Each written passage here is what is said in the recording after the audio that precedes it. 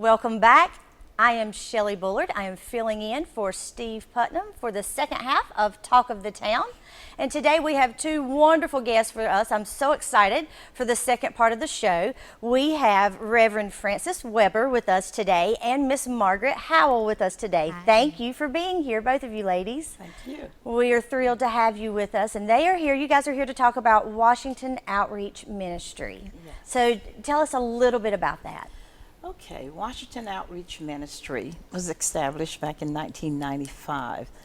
We have been serving Cleveland County for 27 years, and we have three focus in our ministry. The Emergency Food Pantry, which is the largest in Cleveland County. We're sort of like a hub for Second Harvest Food Bank of Metrolina, and we feed lots of people. We normally feed somewhere around 15,000 people a month. Wow. Facet number 2 of the ministry is what we call DMAC, DEMAC, Diabetes Education, Maintenance, and Control. It is a health care program that is now in its mobile state that we actually take the training throughout Cleveland County. We think food and health goes hand in hand. So we not only feed the public, but we educate the public on healthy foods, healthy eating habits to prevent chronic illness. And the third facet of the ministry is the summer camp, our summer feeding program and our summer camp. We started our summer camp, we're in the second week. It is a free program this year, and we were excited to be able to host a free program for children so they can have meals during the absence of school, being able to engage and interact, and not only that, that we're sort of filling the gap for the summer. And we're here to really focus on the summer program, and Margaret is going to tell you how wonderful the program is because she's as excited about the program as I am. That is wonderful, and I cannot wait to get to that. Let's go through the three parts that you have. Tell us. So part one is the food pantry. The food pantry, yes. And 15,000 a month. Did I hear that correctly? Collectively, we work with about 18 different agencies in Cleveland County. We have a facility that was sponsored by USDA, and we have a dock. So all the trucks from Second Harvest come into our dock. We get the 18-wheelers, we get the 40-footers. We have about 8 trucks that are coming in every day, and we unload the trucks at our facility. And then the agencies come from all over Cleveland County. We reload the trucks.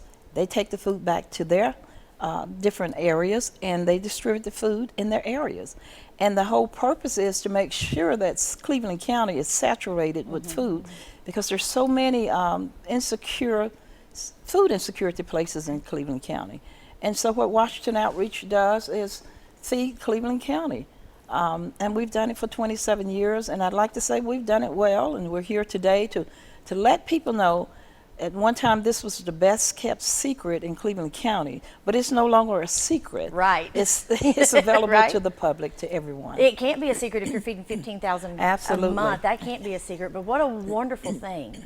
Just a wonderful. How did you get involved with this? Well, we actually started a soup kitchen in the church. And from the soup kitchen, it began to expand. We actually started in the basement in a 12 by 12 room. And the church in kind, a building behind the church gave us 1,100 square foot. And guess what? It was not big enough. As the ministry began to grow over the years, we needed a larger building. And then we went to a workshop, and we heard about USDA, that they would help people to help us as we help people in Cleveland County. And now we're in an 8,500 square foot building where we can effectively feed the hunger population of Cleveland County. There's a lot of food insecurity in Cleveland County. And when you look at the data and the numbers of Cleveland County, we rank number 82 out of 100 counties as the worst counties as far as hunger and food insecurity and the poverty level. So our goal was to impact those numbers, to make a difference in Cleveland County, to saturate communities. Even the food pantries that are in different areas, we strategically put those pantries in areas that were isolated, rural areas with food insecurity, where people could have access to food. What a wonderful thing, and such a great ministry to have. and helping just so many people. That is fascinating. And like you said, the health and the food going hand in hand together. Now, do you go out and with the education, do people come to you to get it? How does that part work? The first year, the clients actually came to us, and we did about 20 weeks of diabetes education and control. And after that, we sort of start dealing with the whole person. We start dealing with self-care. How do you play in your role in your health? And we came to realize that food is medicine. And really they kind of work together. So we not only wanted to feed the clients, we wanted to teach them good eating habits. And we wanted to teach them how to be healthy. Diabetes is one of the #7 killer in Cleveland County. So we began to focus on that because a lot of people have it and they don't realize they have it. And so this past year we spent 8 weeks at Trailhead with the homeless population. We went into an untapped society group that cannot come to us to get training. And it was the most powerful 8 weeks of health education that I've ever been exposed to. Wow. Just beginning to listen to people, to hear their story. And a lot of times we don't understand the power of people's story and how they got to where they are. And sometimes it's not because they didn't do the right thing. It's sometimes because some bad things happened to them. And so being with the homeless population for about 16 weeks, it really opened my eyes, and it gave me a different view of really wanting to tap into other neighborhoods to go in and take this program and teach the community how to prevent chronic illness, not only just provide food for them, right, but to teach them and educate them. And we do all this free. We do fundraisers, we do the grants, and we have been able to sustain the ministry. As I mentioned, 27 years in the making, and now we're in ministry expansion, and we want to saturate Cleveland County because we feel like Washington Outreach has a model. It's a unique model that nobody else have, and we just want to get the word out there. We have something that you need, and guess what? We raise the funding to bring it to you. All you have to do is provide space, talk to your people, tell your people, you need to be in this program. It's a free program. So we're here today to share what we do and hope that this model can not only saturate Cleveland County, but it can be a model for poverty areas all over North Carolina, if not even all over the world. So we're excited about what we're doing. We're excited. I love to hear you talk about it, but the passion and that you have, you believe in this. Oh, yes. It just Definitely. It just oozes out of you, and oh, it's so wonderful to see someone doing what they love and what they feel like they're called to do, and really be so passionate about it is just amazing. Just it is amazing. It is amazing. So the near and dear to my heart, the summer camp. Yes, ma'am. So being from that education background, you know, I love to hear about what's going on for the kids, for the school age kids in our area. So tell me a little bit about that. Yeah, so Reverend Weber talked about the outreach component when it comes to Washington Outreach Ministry. So for the summer feeding program, we are offering that, and it markets from kindergarten all the way up to middle school. And do you want to touch on the food component of that? You can just tell. So with that, we provide, it's a free program, and students can come, it's during the summer for 8 weeks. And we provide breakfast, we provide snack, we provide lunch. So all of the meals when they're coming to camp, there's no cost to the students, no cost to the parents, no cost to the families. And with that, in terms of bridging the gap, we wanted to create a program that really focuses on the child in a holistic sense. So I know for when we went virtual, a lot of learning in terms of peer interaction and social skills, being virtual in the pandemic for the years that it lasted really had an effect on students and parents as well. Oh, yes. So with the outreach component for the summer camp, not only are we providing learning in an academic sense. So we're touching on exploring the mind in terms of reflection and journaling, but we're also touching on math and reading and writing. So that way children are really involved in what they're learning, but not leaving with a sense of, oh, I'm having to, in terms of retention, but leaving with a sense of confidence and understanding that they are a part of what they're doing. And so we have 8 weeks, and over the course of the 8 weeks, where there's different themes.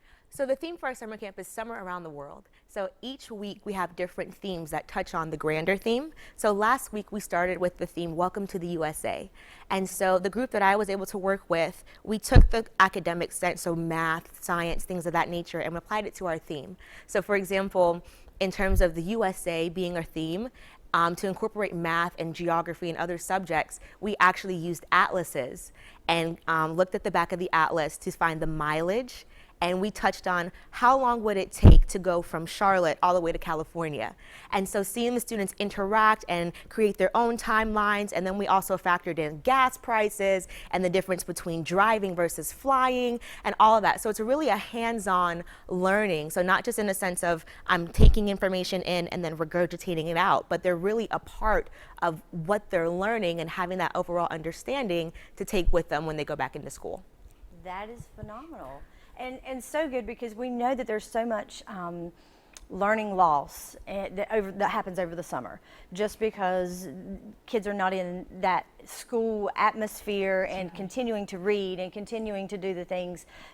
So they do experience some learning loss. So what a wonderful thing to have them active and working and having fun all at the same time while being fed as well. And I hear over and over, at no cost. At no cost, at no cost.